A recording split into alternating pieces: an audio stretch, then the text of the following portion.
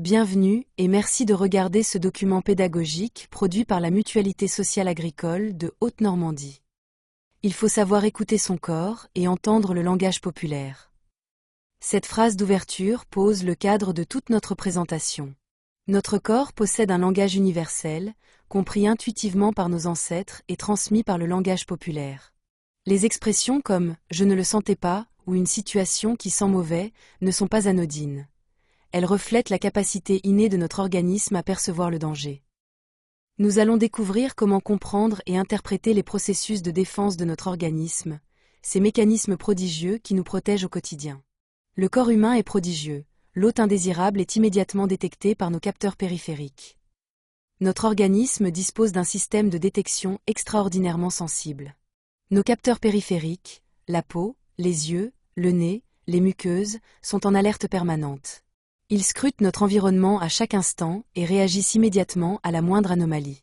Ces capteurs ne se contentent pas de détecter, ils agissent. La mise en action de leur processus de défense génère des symptômes qui nous préviennent qu'un événement péjoratif se produit. Les démangeaisons de la peau signalent une agression cutanée. Le larmoiement des yeux évacue les particules irritantes. Les éternuements expulsent violemment les intrus du nez. L'hypersécrétion lave et nettoie les muqueuses agressées. Prenons un exemple concret que chacun a vécu. Qui ne s'est pas mis à éternuer immédiatement dans une pièce enfumée par une cheminée qui tire mal? Nos yeux pleurent, notre nez coule abondamment. Pourtant, notre intelligence nous dit que cette fumée blanche n'est que de la vapeur d'eau, inoffensive. Mais notre corps, lui, ne s'y trompe pas, il détecte les microparticules nocives présentes dans cette fumée. Ces particules sont si dangereuses que les pouvoirs publics ont d'ailleurs interdit les chauffages au bois dans certaines villes.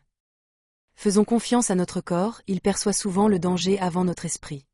Parmi tous nos capteurs périphériques, le nez mérite une attention particulière. C'est le favori du langage populaire, certainement en raison de son efficacité remarquable. Le nez est capable de sentir dans l'air, à des dilutions extrêmes, des substances nocives et d'y réagir immédiatement en éternuant et en hypersécrétant pour s'en débarrasser. Cette capacité extraordinaire explique la pléthore d'expressions populaires le concernant. Ceux-là, je ne les sentais pas bien, et j'ai eu du nez car leur action a été catastrophique.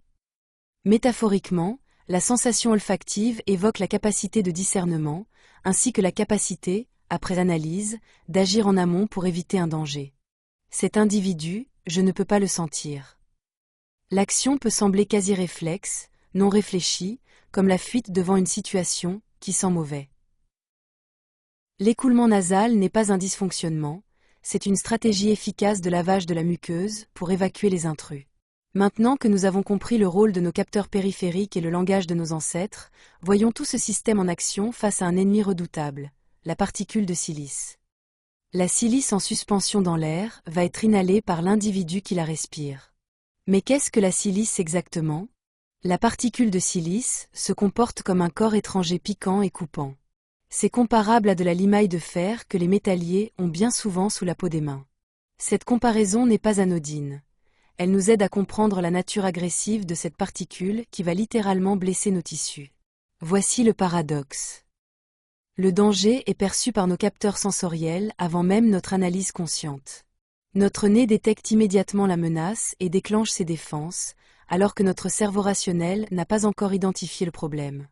Face à cette intrusion, le nez va jouer son rôle en éternuant, ce qui crée un flux d'air puissant allant de l'intérieur vers l'extérieur dans le même sens que le flux produit par une aspiration dans un local. Simultanément, le nez va couler pour laver la muqueuse. Nous constatons que pour notre corps, le nettoyage humide est privilégié au ménage à sec. Si les défenses de protection du nez sont submergées, si la quantité de silice est trop importante ou l'exposition trop prolongée, les particules vont atteindre le rhinopharynx.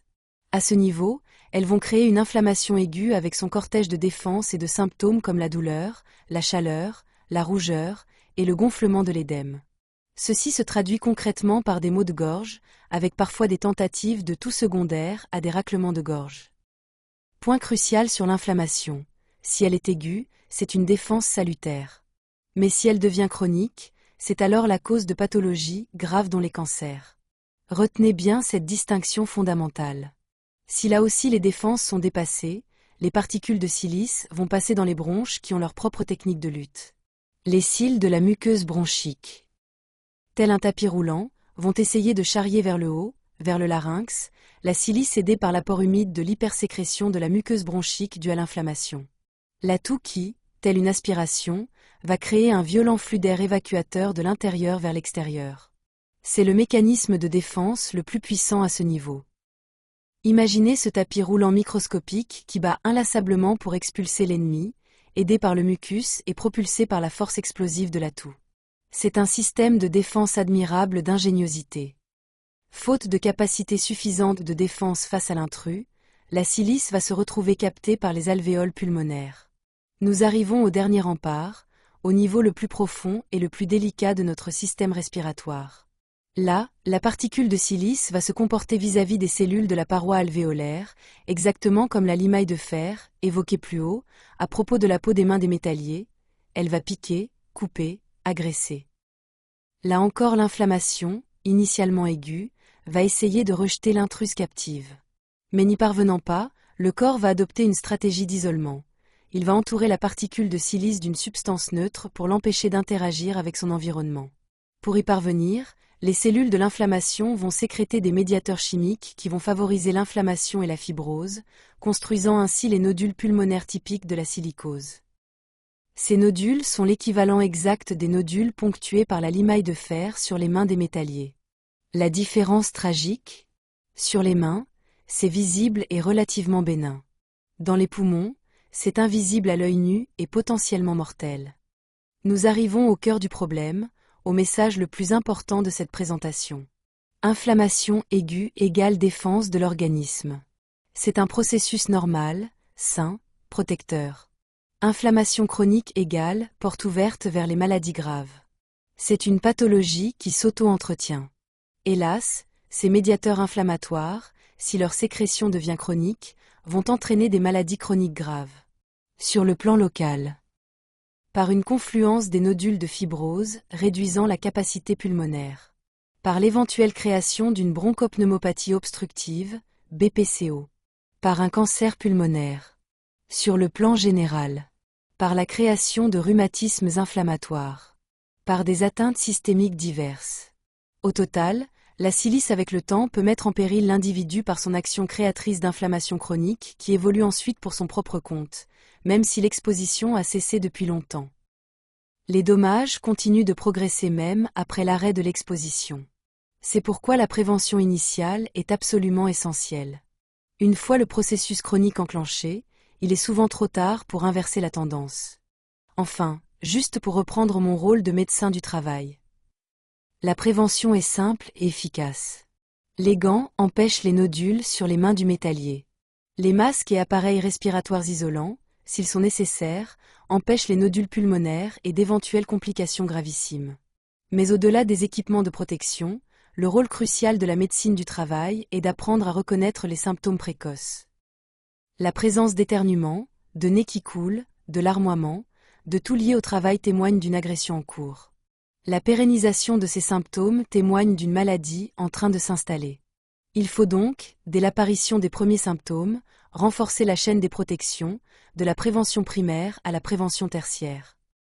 Vous savez maintenant si la nécessité de protection existe par la reconnaissance des symptômes concomitants au processus de défense, sans attendre leur passage à la chronicité. Nous voici au terme de notre voyage à travers les mécanismes de défense de notre corps. Que faut-il retenir ? Votre corps vous parle. Les symptômes ne sont pas des ennemis à supprimer systématiquement avec des médicaments. Ce sont des messagers précieux qui vous alertent d'un danger. Écoutez-les. Distinguez l'aigu du chronique. L'inflammation aiguë est votre allié. L'inflammation chronique est votre ennemi. La frontière entre les deux se franchit insidieusement, au fil des expositions répétées. Agissez avant ce basculement. La prévention est simple et efficace. Aspiration adaptée, un masque, une ventilation adaptée. Ces mesures simples peuvent faire la différence entre une vie en bonne santé et une maladie pulmonaire invalidante. Le temps joue contre vous. L'inflammation chronique évolue pour son propre compte, même après l'arrêt de l'exposition. Chaque jour d'exposition compte. Chaque symptôme ignoré est une occasion manquée d'agir. Le langage populaire avait raison depuis toujours. Avoir du nez, sentir le danger, une situation qui sent mauvais. Ces expressions reflètent une sagesse ancestrale que la science moderne ne fait que confirmer. Alors écoutez votre corps. Faites-lui confiance. Il sait, avant votre esprit, ce qui est bon ou mauvais pour vous. Cette présentation vous est proposée par la Mutualité sociale agricole de Haute-Normandie, dans le cadre de notre mission d'accompagnement. N'hésitez pas à solliciter votre service de santé au travail, ainsi que votre conseiller prévention pour un appui personnalisé.